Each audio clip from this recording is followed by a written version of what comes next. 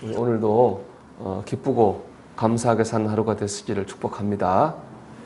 오늘 본문은 세례 요한의 등장에 대해서 말씀하고 있습니다. 그리고 본문 1절과 2절에 보면은 세례 요한이 사역을 하던 시기에 로마 황제의 이름과 또 그 당시 유대 총독의 이름과 그리고 그 유대를 4분의 1씩 나눠 분할하여 다스리던 왕들의 이름과 유대 종교 지도자죠. 대제사장의 이름이 쭉 이렇게 기록이 되어 있습니다. 누가가 이 이름들을 기록한 이유는 어디에 있느냐? 세례 요한이 실제로 있었다는 거예요. 이 이름들은 다 실제로 그 당시에 역사책에 나오는 이름들입니다. 다 그 당시에 살던 사람들이라는 거죠. 즉 역사적으로 실존했던 겁니다. 그렇기 때문에 세례 요한이 활동했다고 하는 것도 역사적 사실입니다. 예수님이 오신 것도 역사적인 사실입니다. 예수님이 십자가를 지고 죽으신 것도 역사적 사실입니다. 부활하신 것도 역사적 사실입니다. 기독교는 역사적 사실에 근거해서 세워져 있는 종교입니다. 우리 기독교는 그저 마음이나 편하자고 믿는 그런 종교가 아닙니다. 하나님은 실제로 역사하셨고 그 역사는 실제 역사 속에서 인간의 삶 속에서 실제로 이루어졌고 나타났습니다. 기도 응답도 이루어지고 구원도 천국도 이루어집니다. 우리의 신앙은 관념이나 교리가 아니라 실제인 줄 믿습니다. 하나님께서 실제로 우리와 함께 하시고 실제로 역사하십니다. 우리는 이것을 믿어야 됩니다. 그것이 바로 살아있는 믿음입니다. 여러분 오늘도 우리가 이 살아있는 믿음을 가지고 우리 살아계신 주님과 동행하는 하루가 되시기를 축복합니다. 본문이 주신 두 번째 음성은 준비의 중요성입니다. 세례 요한의 역할은 준비를 시키는 거였습니다. 하나님께서는 바로 예수님을 보내시지 않고 세례 요한을 통해서 준비를 시키셨어요. 왜 그러실까요? 준비가 필요하기 때문입니다. 주님의 구원과 은혜를 경험하기 위한 준비가 필요한 거죠. 그러니까 세례 요한을 보내셨겠죠. 안 그러면 바로 주님이 오시지 않았겠어요? 우리가 구원받고 은혜를 체험하기 위해서는 준비가 필요합니다. 우리 민족 역사에서 가장 어두웠던 시기는 일제 강점기 36년입니다. 그때 우리는 주권을 빼앗기고 말과 글과 이름도 빼앗겼잖아요.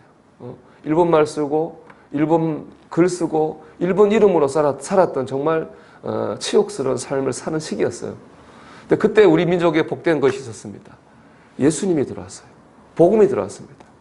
그리고 사람들이 복음을 믿었고 영적 부흥이 일어나기 시작했어요. 그 끝에 우리 민족이 전 세계 사람들이 부러워하는 이런 경제적 부흥도 이루게 됐습니다. 결국 예수님을 믿고 영적 부흥이 일어난 것이 우리 민족의 부흥을 준비하는 그런 시간이었다고 하는 것입니다. 그렇기 때문에 어려울수록 힘들수록 괴로울수록 문제가 있을수록 더더욱 예수님을 열심히 믿어야 됩니다. 더 간절히 기도해야 됩니다. 왜냐하면 내 안에 영적 부흥이 일어나는 것이 내 삶의 부흥이 일어나는 준비의 과정이기 때문에 그렇습니다. 우리가 삶에서 만나는 문제와 어려움들, 고민들 이런 것들은 신앙생활을 우리가 미루고 안 하는 이유가 될 수 없어요. 오히려 정반대죠. 더 열심히 믿고 더 간절히 기도해야 됩니다. 그럴 때에 그것이 바로 삶의 문제가 해결되어지는 과정이기 때문에 그렇습니다. 여러분 지금 여러분의 삶 가운데 어떤 문제가 있다면은 그것 때문에 신앙생활이 멀어지는 게 아니라 그것 때문에 더 열심히 하기를 바랍니다. 그래서 그것이 문제가 해결되는 준비의 과정인 줄로 믿습니다. 세 번째 가장 중요한 준비는 회개입니다. 세례 요한이 와서 한 일은 이스라엘 백성을 회개시키는 것이었잖아요. 그래서 회개의 말씀을 선포하고 회개한 사람들에게는 그 회개의 징표로 요단강에서 세례를 주었습니다. 우리가 해야 될 가장 중요한 준비는 바로 우리의 죄를 고백하고 회개하는 회개입니다. 왜냐하면 하나님은 거룩한 분이라요. 죄 있는 곳에 임하지 않아요. 하나님이 죄 있는 곳에 임하는 게 딱 하나밖에 없습니다. 그 죄를 심판하기 위해서만 임하십니다. 은혜를 가지고 임하시지는 않거든요. 그 때문에 우리는 은혜 받기 원한다면 먼저 회개해야 됩니다. 날마다 은혜가 충만한 삶을 살기 원한다면 날마다 회개해야 됩니다. 우리 회개하는 일에 성실을 해야 됩니다. 회개한 일에 게을러지면 은혜로부터 멀어질 수밖에 없습니다. 노숙자를 섬기시는 목사님이 오랜만에 노숙자를 목욕시키려고 봤더니 때가 너무 많아가지고 기구로 때를 긁어냈다고 하는 글을 제가 읽은 적이 있습니다. 우리 영혼도 그렇지 않을까 싶어요. 회개를 미루면은 죄가 자꾸 우리 영혼에 쌓이는 거죠.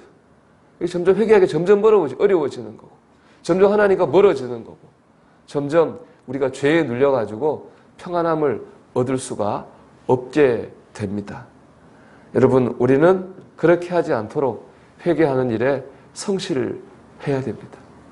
매일 오늘 잠자리 들기 전에 하루를 돌아보면서 내가 알고 지은 죄, 모르고 지은 죄를 생각나게 해주십시오. 기도해야 됩니다. 그리고 회개해야 되죠. 그 기준은 세상 기준이 아닙니다. 하나님 기준입니다. 주일날 말한 것처럼 내가 세상적 기준에서 잘하고 못하고가 아니라 내가 오늘 하루 기쁘고 감사하게 살았나? 살려고 노력했나? 그게 하나님 기준이니까. 그 기준 가지고 내가 그러지 못했다면 회개하고 자야 됩니다. 그럴 때 우리는 오늘 또 새로운 은혜의 하루를 시작할 수 있는 겁니다. 그것이 회개야말로 우리를 풍성하게 하는 귀중한 준비가 되는 겁니다. 우리 오늘도 하나님은 살아계셔서 실제 우리의 삶 가운데에 역사하실 줄 믿습니다. 우리 믿고 오늘도 살아있는 믿음으로 주님의 은혜를 준비하고 회개하는 가운데에 주님의 은혜를 경험하는 하루가 되시기를 주의 이름으로 축원합니다.